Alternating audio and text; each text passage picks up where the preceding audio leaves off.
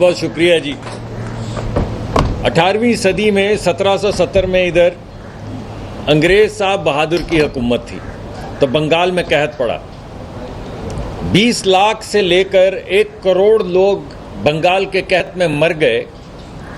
اور جب بنگال کے قحط میں لوگ مر رہے تھے تو صاحب بہادر انگریز جو ہے وہ اناج بنگال سے لے کر اس کو فروخت کر رہا تھا انگلستان میں. بنگالی کھانا نہ ہونے سے مر رہے تھے اور انگریز ایکسپورٹ کر رہا تھا کھانا جو بنگال میں بنتا ہے وہ کھانا امپورٹ کر رہا تھا انگلستان کے لیے. یہ اسی صاحب بہادر کی حکومت واپس آ گئی ہے. یہ وہ ایسٹ انڈیا کمپنی پاکستان میں واپس آ گئی ہے کہ 500% دواؤں کی قیمت آپ نے پہلے بڑھا دی. وہ لوگ جن کے بوڑھے ماں باپ ہیں جنہیں سرکاری ہسپتالوں میں مفت وہ جو آپ کے گردے فیل ہو جائیں تو ڈائلسس آپ کا کرتے تھے وہ مفت ہوا کرتا تھا. وہاں پہ اب سرکاری ہسپتالوں میں 12,000 سے 13,000 کا ڈائلسس ہوتا ہے. آپ نے اس منی ٹیکس کے اندر منی بجٹ کے اندر دواؤں کا جو آپ کی دواؤں کے لیے کیمیکل آتے ہیں ان کے اوپر ٹیکس لگا دیا. مجھے بتائیں لوگ اپنے بوڑھے ماں باپ کو کیا درگور کر دیں, قبر میں اتار دیں؟ آپ کے ٹیکس پورے ہوتے جائیں چاہے لوگ درگور ہو جائیں. آپ سے ہم پوچھتے ہیں کہ اس ملک میں مہنگائی کیوں آئی تو آپ ہمیں کہتے ہیں کہ ساری چیزیں امپورٹ ہوتی ہیں. آپ ہمیں کہتے ہیں سبزیاں امپورٹ ہوتی ہیں. آپ ہمیں کہتے ہیں دالیں امپورٹ ہوتی ہیں. یہ سبزیاں اور دالیں تو غریب آدمی کھاتے ہیں. تو آج آپ نے ان سبزیوں کے اوپر ٹیکس لگا دیا تو غریب آدمی کیا کھائیں گے؟ نہ وہ کھانا کھا سکتے ہیں. گوشت کے اوپر تو مفتاح صاحب نے آپ کو بتا دیا جو مرغی پہ ٹیکس لگائے, مگر جو آپ نے سبزیوں پہ ٹیکس لگایا ہے, دالوں پہ ٹیکس لگایا ہے, جو آپ نے دوائیوں پہ ٹیکس لگایا ہے, آپ مجھے بتائیں کوئی کس طرح اپنے بوڑھے ماں باپ کی خدمت کرے؟ یہ جو آپ نے بجلی کے ایکوپمنٹ کے اوپر ٹیکس لگایا ہے, بجلی کے کارخانوں کے اوپر, سولر پینلز کے اوپر ٹیکس لگایا ہے, تو مجھے بتائیں یہ گرمیاں آئی کھڑی ہیں آپ کے سامنے. جب ایک غریب آدمی 20,000 روپے 30,000 روپے کمانے والے کا بل 6 یا 8,000 روپے آئے گا تو وہ کیا کرے گا؟ اپنے بچوں کو کھانا نہیں کھلائے گا, یا اپنے ماں باپ کی دوا نہیں لائے گا, یا دال نہیں خریدے گا جو باہر سے آتی ہے, یا سبزی نہیں خریدے گا؟ وہ کیا کھائے گا؟ وہ کہاں جائے گا؟ یہ جو مفتاح صاحب نے آپ کو ابھی بتایا ہے کہ اسٹیٹ بینک جو ان تمام بڑے بڑے بینکوں کو کہا کرتا تھا کہ تم نے غریب آدمی کو بینکنگ کروانی ہے, تم نے غریب آدمی کو قرضہ دینا ہے, اس غریب کسان کو قرضہ دینا ہے تاکہ وہ اپنی فصل, اپنے بیج بو سکے, اپنی فصل کاٹ سکے, اس کا کھاد اس کی خرید سکے. آپ نے وہ تمام طاقت لے لی کہ اب بینک آزاد ہیں, مادر پدر آزاد ہیں. یہ ایسٹ انڈیا کمپنی کی حکومت ہے. یہاں پہ لوگ مریں, اپنے بیج بوئیں, اپنے ماں باپ کو دوا دیں, اپنے بچوں کو کھانا دال سبزی کھلا سکیں یا نہ کھلا سکیں.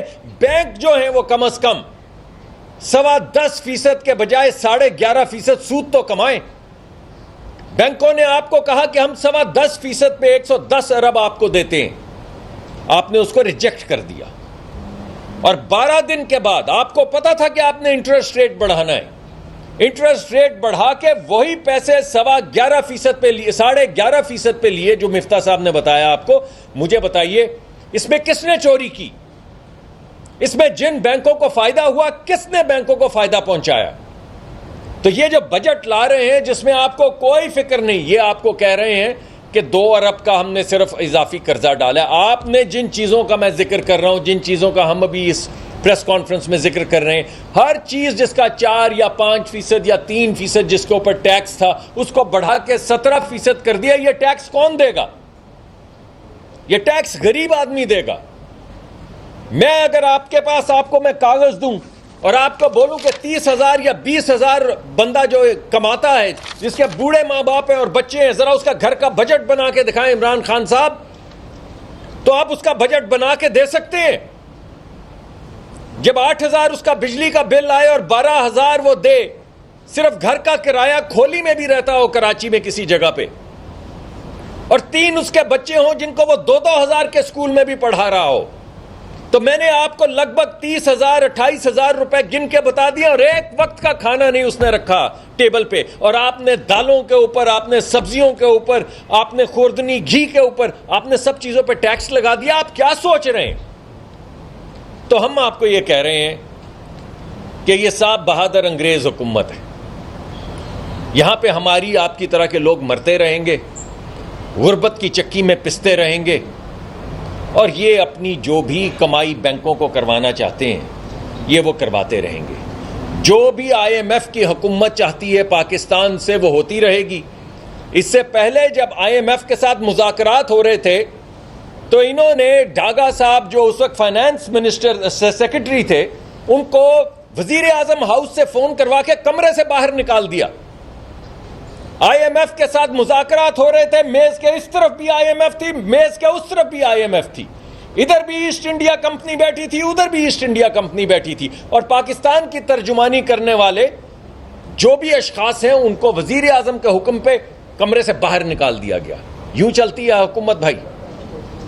تو میں آپ سے آخر میں یہی کہوں گا کہ آپ سوچئے کہ یہ حکومت کس کی ہے. آپ سوچئے یہ آپ کے ووٹ کے بوجھ تلے چل رہی ہے یا کسی صاحب بہادر IMF کے ذریعے چل رہی ہے جس کا ایجنٹ یہاں پہ اب 5 نہیں 10 سال حکمرانی کرے گا، نہ پارلیمان کو جواب دے گا، نہ حکومت کو جواب دے گا، نہ آپ کو جواب دے گا. اس کا کام صرف مہنگائی کو کنٹرول کرنا ہے. تو جب سے وہ صاحب بہادر آئے ہیں میں آپ سے پوچھتا ہوں آپ کے گھر کے چولہے چل رہے ہیں؟ یہ کام کرنے آئے یہاں پہ صاحب بہادر. تو اس پہ میں اپنی بات ختم کرتا ہوں. یہ بتائیے گا جو صورتحال سامنے رہی ہے آزادی شمار کے ساتھ دیکھیں آزاد کے حساب سے، تو وہ کہتے ہیں کہ شاید پارلیمنٹ سے یہ چیز بآسانی پاس کرا دی جائے. اگر یہ پاس کرا دی جائے تو کیا دیگر جماعتوں کے ساتھ سڑکوں پر آنے کا کوئی ارادہ رکھتی ہے؟ جی بالکل. یہ جو ابھی ہم نے پہلے بھی اعلان کیا ہے، تمام جماعتیں جو ہیں، نمبر 1 یہ بات آپ کی ٹھیک ہے کہ اگر حکومت کے اتحادی انڈیپینڈنٹلی یا زیر اثر حکومت کی سپورٹ کریں گے تو یہ بل پاس ہو جائے گا. یہ بل پاس ہو جائے گا تو غریب کا گھر کے چولہا جو ہے وہ بجھ جائے گا. اور یہ بات ٹھیک ہے آپ کی کہ ہم اسمبلی میں مجبور ہوں گے اگر الحاقی جماعتیں یہ ووٹ کا بوجھ اٹھانے کو تیار نہیں ہیں. ان لوگوں کو یہ یاد رکھنا چاہیے جو آج حکومت کی سپورٹ کر رہی ہیں جماعتیں، کہ انہوں نے ووٹ مانگنے جانا ہے غریب آدمی سے. اس غریب آدمی نے ان کو ووٹ دے کے عزت دی ہے اور اسمبلی میں پہنچایا. یہ غریب آدمی گریبان سے پکڑ کر سڑک تک گھسیٹتا چلا آئے گا ان کو. لیکن اگر پھر بھی وہ یہ بوجھ اٹھانا چاہتے ہیں تو یہ بات آپ کی ٹھیک ہے کہ ہو سکتا ہے ہم بھرپور اپوزیشن کریں گے، ہو سکتا ہے ہمیں شکست ہو جائے. لیکن اگر ہوگی شکست تو ہم اسمبلی کے اندر بھی اور اسمبلی کے باہر بھی احتجاج کریں گے، اور کچھ احتجاج کا تو ہم اعلان بھی کر چکے ہیں. اچھا ملک صاحب یہ بتائیے گا کہ گزشتہ 3 سال سے اپوزیشن وقفاً جو بھی ہے تحریک بھی چلا رہی ہے، لیکن عوام ہے کہ آپ کی بات نہیں سن رہے ہیں. عوام اتنی مہنگائی کے باوجود کہ 2 وقت کی روٹی لوگوں کو نہیں مل رہی، پھر بھی وہ حکومت کے خلاف باہر نہیں آ رہے. ایسا کیوں ہے؟ آپ لوگوں پر اعتماد کیوں نہیں کرتی عوام؟ جی مجھے تو ایسا نہیں لگتا. میں نے تو GT روڈ کے اوپر بھی سفر کیا ہے، میں نے ابھی یہ پچھلے دنوں ہونے والے جلسے بھی دیکھے ہیں، میں تو کشمیر میں AJK میں بھی گیا ہوں. میں نے تو لوگوں کو آواز اٹھاتے سنا ہے. لوگ کیا کریں جی؟ سامنے آ کے کس کے لیٹ جائیں؟ گولیاں کھانی شروع کر دیں سڑکوں پہ آ کے. لوگ ہم احتجاج کی آواز دیتے ہیں، جہاں پہ اپوزیشن قدم رکھتی ہے وہاں پہ 20 25 30 ہزار چھوٹے چھوٹے قصبوں میں لوگ باہر آ جاتے ہیں. لیکن جب سننے کے لیے تیار نہیں صاحب بہادر، کیونکہ صاحب بہادر کا نہ عوام سے کوئی تعلق ہے اور نہ ووٹ سے کوئی تعلق ہے، تو آپ چیختے رہیں. ہم اسمبلیوں میں چیختے رہیں گے گلا پھاڑ کے، آپ سڑکوں پہ آ کے چیختے رہیں، اور آپ جو اہل دانش اہل قلم ہیں آپ قلم اٹھا کے لکھتے رہیں آرٹیکل. صاحب بہادر کو کوئی فرق نہیں پڑتا ہے ان باتوں سے. ملک پہ مہنگائی بڑھتی جا رہی ہے، پہلے بھی جو فیصلے کیے ہیں عمران خان حکومت نے، آپ ان کو روک نہیں سکتے. کیا آپ روک سکیں؟ جی میں نے آپ کو جواب دیا، بھرپور انداز میں اپوز کریں گے. لیکن اگر ان کی اتحادی جماعتیں، بہرحال ان کی ایک عددی برتری ہے کیونکہ کچھ اتحادی جماعتیں یہاں پہ MQM ہے، Q لیگ ہے، اس طرح کی 3-4 اور جماعتیں ہیں، باپ ہے، جن کی وجہ سے 1-4 ووٹوں کی اکثریت سے وہ بیٹھے ہوئے ہیں. ان 4 ووٹوں کی اکثریت سے وہ بل پاس کرواتے ہیں. اگر ایک بھی جماعت آج عوام کا بوجھ اٹھانے کے لیے تیار ہو, ووٹ کا قرض ادا کرنے کے لیے تیار ہو جائے تو یہ بل پاس نہیں ہو سکتا. تو ہم تو بھرپور انداز میں اس کو اپوز کریں گے, میں نے آپ کو بتایا اسمبلی میں بھی اور باہر بھی, لیکن یہی سوال آپ کو اتحادی جماعتوں سے بھی. اور یہ میں اتنا ایڈ کر دوں کہ یہ لمحہ فکریہ میرے بھائی خالد مقبول صدیقی کے لیے بھی ہے, یہ لمحہ فکریہ چودھری پرویز الہی کے لیے بھی ہے, اور یہ لمحہ فکریہ جی ڈی اے کی لیڈرشپ کے لیے بھی ہے کہ کیا عمران خان کا بوجھ ان کو اٹھانا چاہیے, کیونکہ عوام کے پاس ان کو جانا پڑے گا, اور کیا یہ عمران خان کی ان پالیسیز کا کہ جہاں پاکستان کی آپ انسٹیٹیوشنز کو, اداروں کو IMF کے پاس گروی رکھوا رہے ہیں, کیا یہ ووٹ دے کر پھر یہ عوام کے پاس جا سکتے ہیں؟ تو یہ ان کی اتحادی پارٹیوں کو بھی سوچنے کی ضرورت ہے. ملک صاحب, آپ کو اتحادی جماعتوں پر جو ہے کہ PDM میں جو شریک جماعتیں ہیں ان میں سے ایک پارٹی کا مطالبہ رہا کہ ہم استعفیٰ دے کر ایوان سے باہر آتے ہیں. ایوان سے باہر آنے پر نون لیگ نے ہمیشہ اعتراض کیا, اس کی کیا وجہ؟ نہیں, ایسا نہیں ہے, ایسا بالکل نہیں ہے. بلکہ آپ کو یاد ہوگا کہ کچھ ہمارے اس وقت کی PDM میں جو اتحادی جماعتیں تھیں وہ ریزائن دینے کے لیے تیار نہیں تھے. PMLN تو ریزائن دینے کے لیے اس وقت تیار تھی, دیگر اتحادی جماعتیں بھی ریزائن دینے کے لیے تیار تھیں, آج بھی تیار ہیں, لیکن وہ وقت آنا چاہیے نا. میں نے تو آپ کو یہ بتایا ہے کہ اس وقت کسی کے, ہم تو یہ سمجھتے ہیں کہ اگر کوئی سلیکشن کے بجائے الیکشن کے ذریعے آیا ہو تو جب آپ آواز اٹھائیں یا آپ اپنا قلم اٹھائیں یا ہم پارلیمان میں آواز اٹھائیں یا ریزائن دینے کی بات کریں یا لوگ سڑکوں پر آئیں تو ان کے کان پہ کوئی جوں تو رینگے گی. انہوں نے واپس اسی عوام کے پاس جانا ہے. لیکن یہ تو ایک بے حس حکومت ہے, اسے تو کچھ فرق نہیں پڑتا. آپ چیختے رہیں, چیختے کیا رہیں, آپ مرتے رہیں. میں نے آپ کو اگزامپل دی کہ 20 لاکھ لوگ بھی مر جائیں تو انہیں فرق نہیں پڑے گا. انہیں فرق پڑے گا کہ IMF ناراض نہ ہو جائے, کہیں ورلڈ بینک ناراض نہ ہو جائے. اس سے پہلے بھی ہم IMF کے پاس گئے, ہر حکومت گئی ہے, لیکن اس وقت پاکستان کی حکومت نے IMF سے نیگوشیشن کی ہے. اس مرتبہ تو میرے دوست IMF نے IMF کے ساتھ نیگوشیشن کی ہے. امپورٹ بل ہمارا بہت زیادہ بڑھ چکا ہے. یہ نمبر ہمارے پہلے ہی اسٹیٹ بینک بھی جاری کر چکا ہے اور یورپ اسٹیٹس کر چکا ہے. تو امپورٹ بل بڑھنے کی وجہ سے کیوں آپ اس چیز کی بات کر رہے ہیں کہ نئے جو ٹیکسز لگائے گئے جو درآمدی چیزوں میں لگا رہے ہیں یہ ٹیکسز بڑھائیں, کیا نئے انہوں نے ٹیکسز ایڈ کیے یا پرانوں میں کچھ پرسنٹیج اضافہ کیا؟ دوسرا مجھے یہ بتا دیجیے گا کہ آپ رف ٹائم دینے کی حکومت کی بات کر رہے ہیں, تو اپوزیشن تو ڈیوائڈ ہوئی ہے سارے, تو نہ آپ ایک پلیٹ فارم پہ ہیں, نہ پیپلز پارٹی ایک جگہ پر نظر آ رہی ہے, نہ دیگر پارٹی نظر آ رہی ہے. تو اس طرح سے ٹف ٹائم دیں گے آپ پاس جائے گا. میں پہلے حصے کا جواب دے دیتا ہوں, دوسرے حصے کا ڈاکٹر صاحب سے گزارش کروں گا. دیکھیے, کچھ ایسے ٹیکسز تھے جس کو حکومت نے ایگزیمپٹ کر رکھا تھا سیلز ٹیکس سے. مثلاً ڈبل روٹی کے اوپر حکومت سیلز ٹیکس نہیں لگاتی تھی 17% کی. یہ کھانے پینے کی چیزیں, انفنٹ فارمولا ہے, چھوٹے مطلب 3 مہینے کے بچے کو دودھ پلانے کی, اس کی اجزاء کے اوپر ٹیکس نہیں تھا. یہ حکومت اس کو ایگزیمپٹ رکھا تھا. اگر آپ بیج امپورٹ کر رہے ہیں, کینولا کا بیج امپورٹ کر رہے ہیں, آپ سن فلاور سیڈ کا بیج امپورٹ کر رہے ہیں یہاں پہ فارمنگ کے لیے, حکومت نے اس پہ ٹیکس نہیں لگا تھا.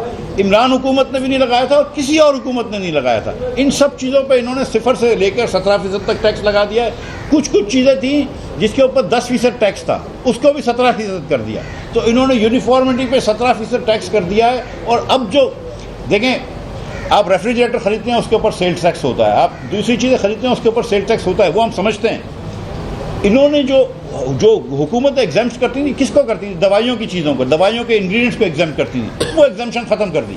تو اب دوائیاں, آپ سوچیں نا کہ اگر آپ نے دوائیوں کے اوپر ٹیکس لگایا تو کہیں نہ کہیں دوائی تو مہنگی ہوگی نا. آپ یہ کہہ رہے ہیں کہ وہ تو انڈسٹری کے اوپر لگایا, تو انڈسٹری تو ٹیکس نہیں دیتی ہے, وہ تو لوگوں سے لے لیتی ہے.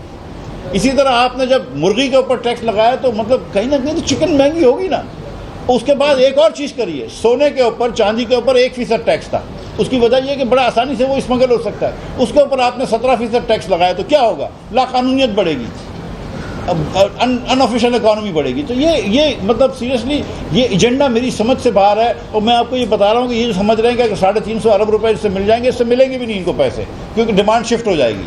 لیکن یہ 12 اس کا نقصان ہوگا. آپ دیکھیں گے کہ اگلے 8-10 دنوں میں جو آپ یہ نیڈو کے ملک کے ڈبے لے رہے ہیں, جو آپ انفنٹ فارمولے کے ڈبے ہوں گے, یہ سب مہنگے ہو جائیں گے. چکن مہنگی ہو جائے گی, KN چکن بھی مہنگی ہوگی, اور جو آپ دوسری چکن لیتے ہیں وہ بھی مہنگی ہو جائے گی. آپ دیکھیں گے کہ دودھ مہنگا ہو جائے گا. پاکستان میں بہت سارا دودھ امپورٹ ہوتا ہے تاکہ پاؤڈر, اور پھر اس کا دودھ بن کے بکتا ہے, وہ سب مہنگا ہو جائے گا.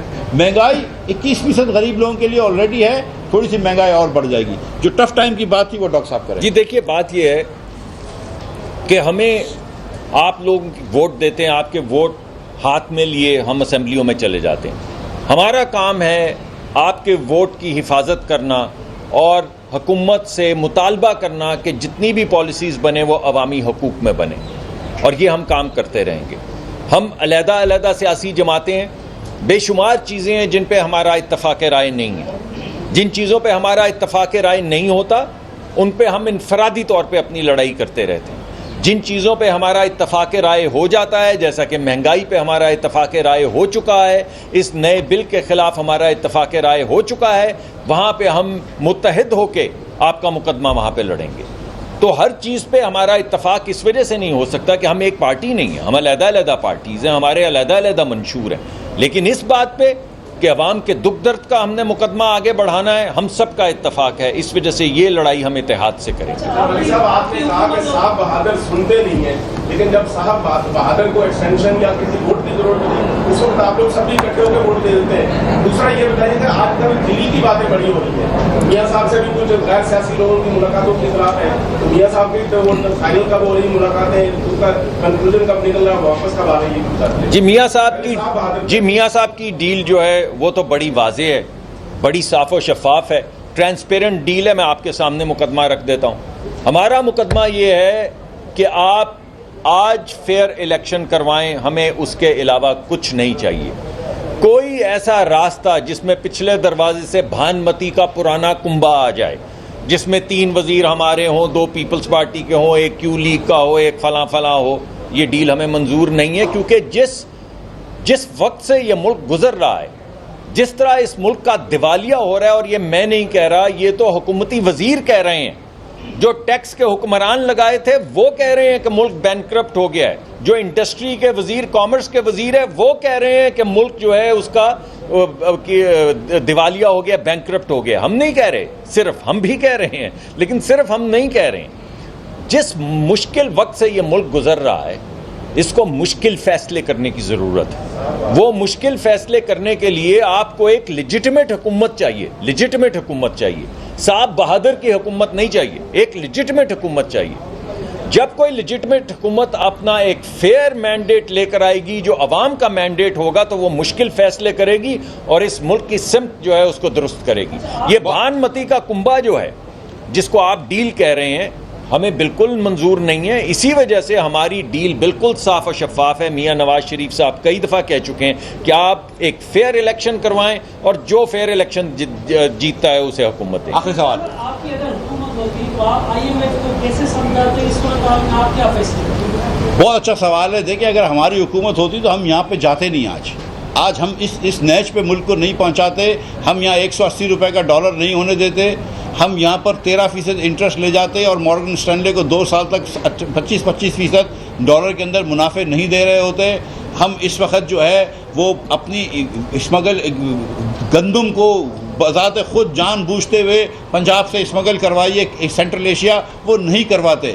ہم جب چھوڑ کے گئے تھے تو ملک پاکستان کا گندم بھی ایکسپورٹ کرتا تھا, چینی بھی ایکسپورٹ کرتا تھا. آج گندم بھی امپورٹ کر رہا ہے, چینی بھی امپورٹ کر رہا ہے. اور میں آپ کو قسم سے بتا رہا ہوں کہ اگر ہماری حکومت ہوتی تو ہم بچوں کے دودھ کے اوپر ٹیکس نہیں لگاتے. ہماری حکومت ہوتی ہم دوائیوں کے اوپر ٹیکس نہیں لگاتے. ہم کچھ بھی کر لیتے, دوائیوں کے اوپر ٹیکس نہیں